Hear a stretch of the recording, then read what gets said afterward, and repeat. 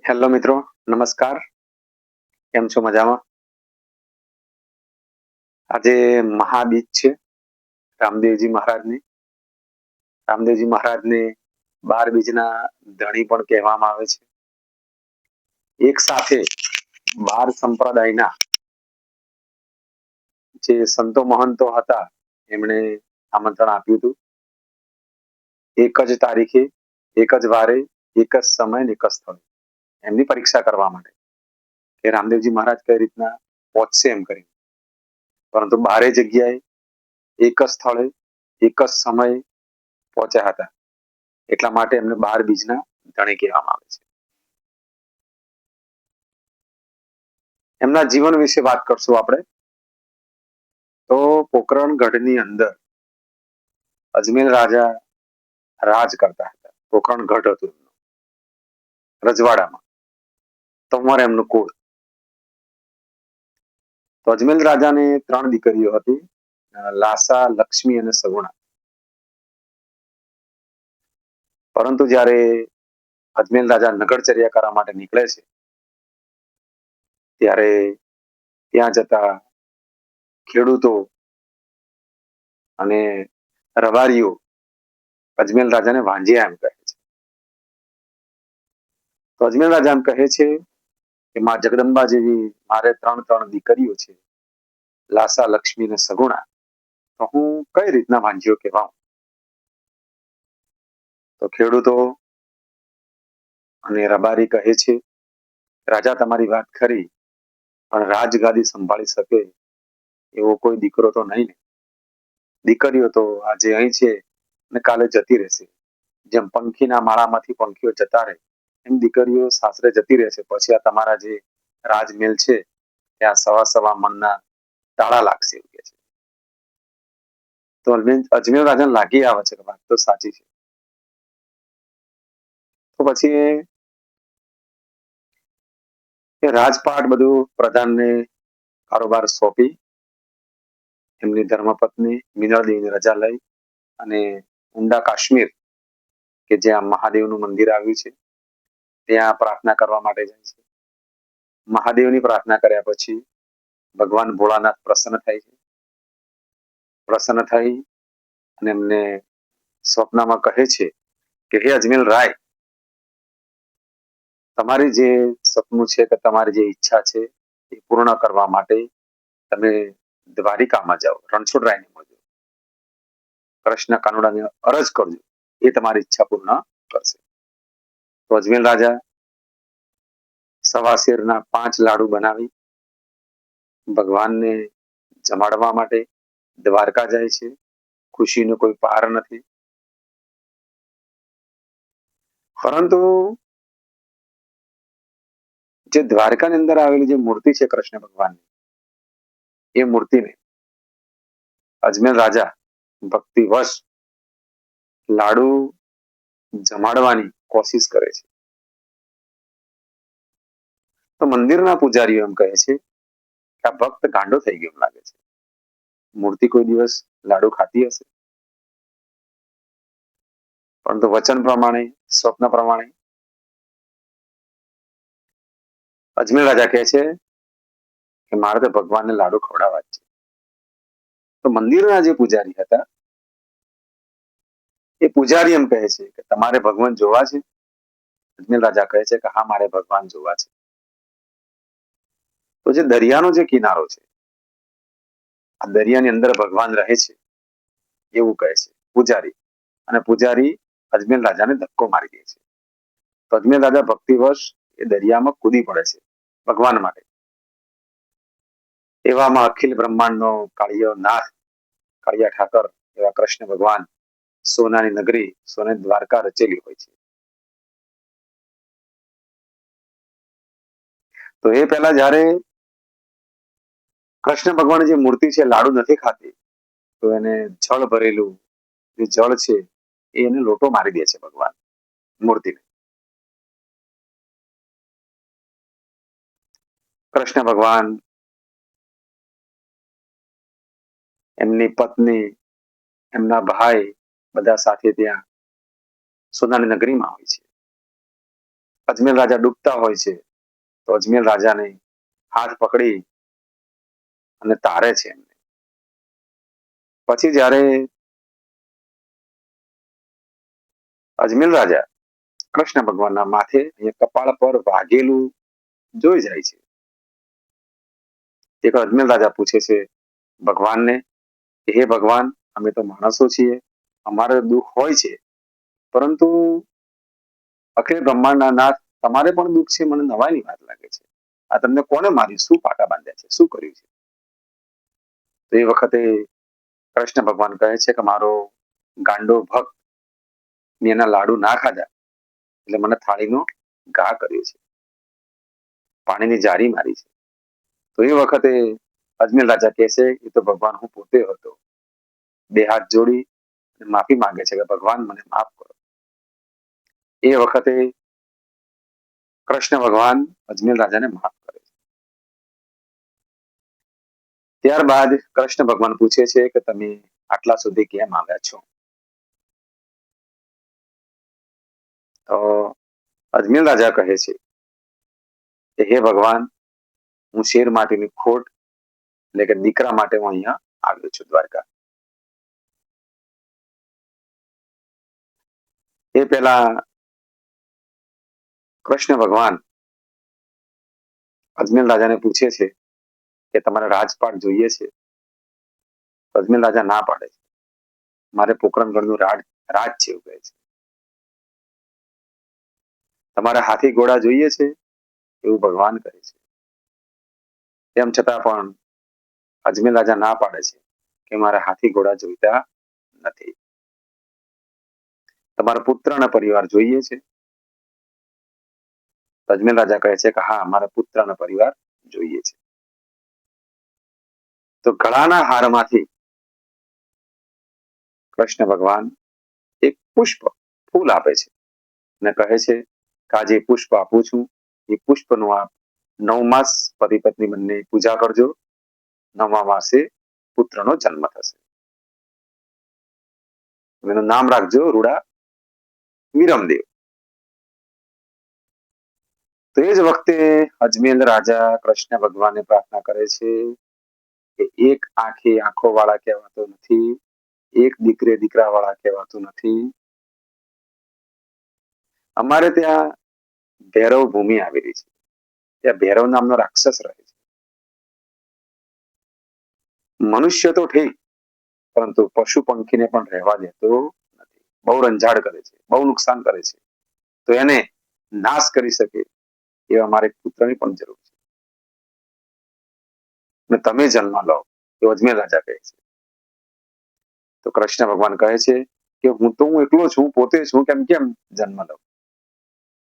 અજમેર રાજા કહે છે કે આ દરિયો તરવો કે દરિયામાં ડૂબકી મારવી એ સામાન્ય વાત નથી ભગવાન. તમે મને વચન આપો, તમે મારા ઘરે જન્મ લો. કૃષ્ણ ભગવાન અજમેર રાજાને વચન આપે છે અને ફરી ગળાના હારમાંથી એક પુષ્પ આપે છે અને કહે છે કે આ પુષ્પનું તમે 5 માસ સુધી એની પૂજા અર્ચના કરજો અને હું બાળ સ્વરૂપે 5 વર્ષનું બાળક થઈ અને તમારે ત્યાં હું અવતાર ધારણ કરીશ. તો અજમેર રાજા કહે છે કે તમે આવશો એની નિશાની શું? તો કૃષ્ણ ભગવાન કહે છે કે હું જ્યારે મારો જન્મ થશે ત્યારે અંધારામાં અજવાળા થશે, કુમકુમના પગલીઓ પડશે અને ઉકળતી દૂધડા એટલે કે દેગ ઉતારીશ તો તમારે સમજવાનું કે રામદેવનો જન્મ થયો છે. આ કહ્યા પ્રમાણે ઊંડો કાશ્મીર ની અંદર જન્મ થાય છે. ત્યારે 5 વર્ષના બાળક થઈ ભગવાન આવે છે પોકરણગઢમાં. આનંદનો કોઈ પાર નથી, ખુશીનો કોઈ પાર નથી. લાસા, લક્ષ્મી, સગુણા એમની બહેનો હરખ મનાવે છે, ખુશીનો કોઈ પાર નથી. અજમેર રાજા, મિનળ દેવી, પ્રધાન 18 વર્ણો ખુશ છે.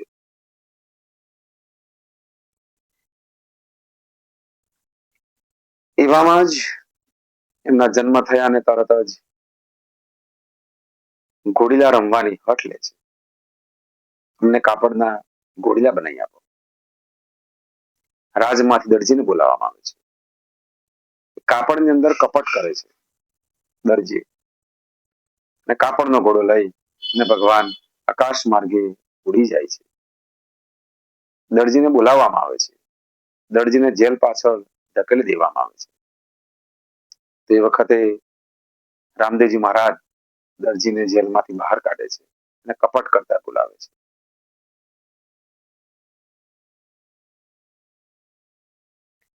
ત્યારબાદ આપણે વાત કરશું લાખા વણજારાની.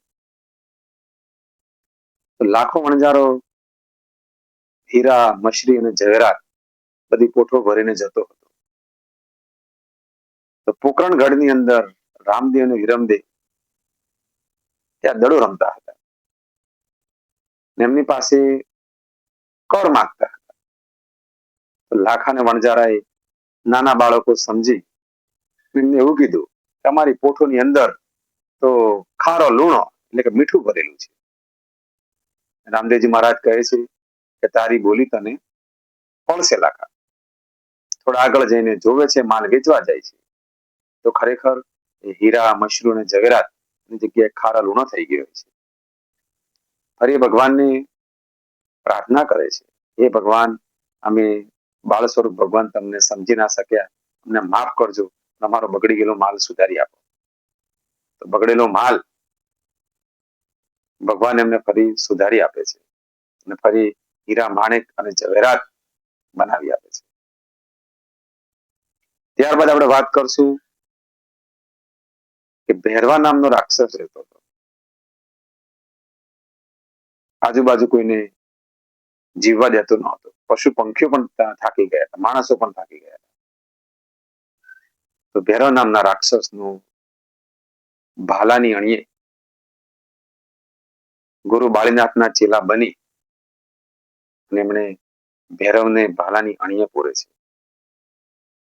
એને પણ સબક શીખવાડે છે.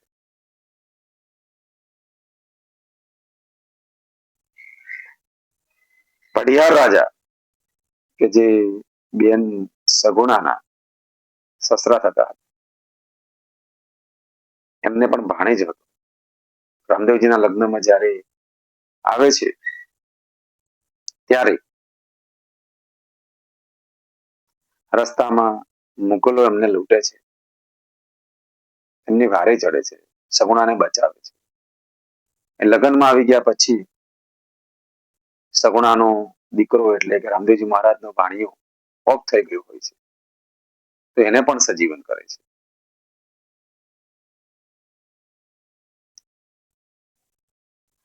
પાંચ મક્કાના પીર મક્કા મદીના સુધી રામદેવજી મહારાજનો પ્રચાર પ્રસાર થાય છે. મક્કાના જે પાંચ પીરો હોય છે, એમના ઓલિયા પીરો એ આવે છે રણુજાની અંદર. કે હિન્દુ ધર્મની અંદર આટલો બધો ચમત્કારિક કયો સંત કે મહાપુરુષ પાક્યો છે? ભગવાન રામદેવજીની એ પરીક્ષા કરવા માટે આવે છે. ત્યારબાદ એ મક્કા મદીનાથી આવે છે, પણ કોઈ પણ હિસાબે એમને રામદેવજી મહારાજને ખોટા પાડવા હોય છે કે ગમે તેમ કરીને આપણે ખોટા પાડીએ. તો જ્યારે પેલા અહીંયા પાંચ પીપળી ધામ છે, ત્યાં આવી અને બેઠા હોય છે, એવામાં ત્યાં એમને રામદેવજી મહારાજ ઘોડે સવારે મળે છે. રામદેવજી મહારાજને એ લોકો પૂછે છે, પાંચ પીરો, રામદેવજી મહારાજ કોણ છે? રામદેવજી મહારાજ કહે છે, હું પોતે છું. તો પહેલો અમને પ્રશ્ન કરવામાં આવે, દૂરથી અમે આવ્યા છીએ, થાકી ગયા છીએ, અમારા માટે છાયાની વ્યવસ્થા કરો. ભગવાન પીપળાના ઝાડ ઉભા કરી એમના માટે છાયો કરી દે છે. ફરી એક પીર કહે છે કે અમારે જમવું છે, ને જમાડશો? કે હા, અતિથિ દેવો ભવ, હું જમાડ્યા વગર કોઈને મોકલું નહીં. પણ પીરો એમ કે છે કે અમારા વાસણો મક્કા મદીના પડ્યા છે, એ વાસણોમાં જમવાનું બનાવો, એ જ વાસણોમાં અમે જમીએ, તો જ અમે જમશું, બાકી જમીએ નહીં. તો ભગવાન એમના ચમત્કારથી મક્કા મદીનાથી વાસણો પોકરણગઢમાં લાવે છે. ત્યારબાદ જયારે જમવાનું તૈયાર થઈ જાય છે તો એક આસન બિછાવવામાં આવે છે. ભગવાન કહે છે રામદેવજી મહારાજ હવે તમે બેસી જાઓ. ત્યારે 5 પીરો કહે છે કે અમે કઈ રીતના બેસશું, અમે તો 5 છીએ, આસન એક છે. ભગવાન કે પહેલા તમે એક બેસી જાઓ તો થઈ જશે વ્યવસ્થા. તો એક જણ બેસે છે, એક પીર, પછી 5 પીરોને બેસવા માટે આખું આસન લાંબુ થાય છે. જમવાની વાત કરીએ, જયારે જમવા બેસે છે ત્યારે 5 પીર અલગ અલગ જમવાની ડિમાન્ડ કરે છે કે મારે અલગ અલગ ખાવું છે. ભગવાન કહે છે તમે કલ્પના કરો તમારી થાળીમાં પીરસાઈ જશે. જેવી કલ્પના કરી હોય એવી 5 થાળીઓમાં એમનું ભોજન પીરસાઈ જાય છે. પછી 5 પીરોને થાય છે કે આ કોઈ સામાન્ય વ્યક્તિ નથી, એક મહાપુરુષ છે, સંત છે, એ પોતે ભગવાન છે. એટલા માટે રામદેવજી મહારાજનું રામદેવ પીર નામ એટલા માટે પડ્યું છે. આ વાત દિલ્હીના બાદશાહ સુધી પહોંચે છે, મુઘલ શાસનની અંદર.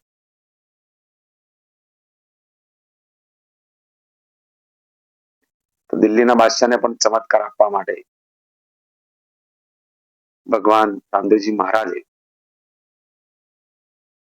એમનો જે ઘોડો હતો એ ઘોડાને દિલ્હીના બાદશાહે છારા, જે લોખંડના જે છારા આવે એ ખવડાવ્યા હતા. તો એ છારા પણ રામદેવજી મહારાજનો ઘોડો ખાઈ ગયો. દિલ્હીના બાદશાહને પલંગમાંથી નીચે પછાડ્યો હતો. બાદશાહની જે બીવીઓ છે તેમણે માફી માંગી કે રામા તમારા ચોકમાં ફૂલડા વેરાવશું, તમારા નામનું દેવળ બંધાવશું, તમારા બાદશાહને છોડી દો. એમ કરી અને બાદશાહને પણ છોડાવ્યો. તો આ રીતના રણુજાની અંદર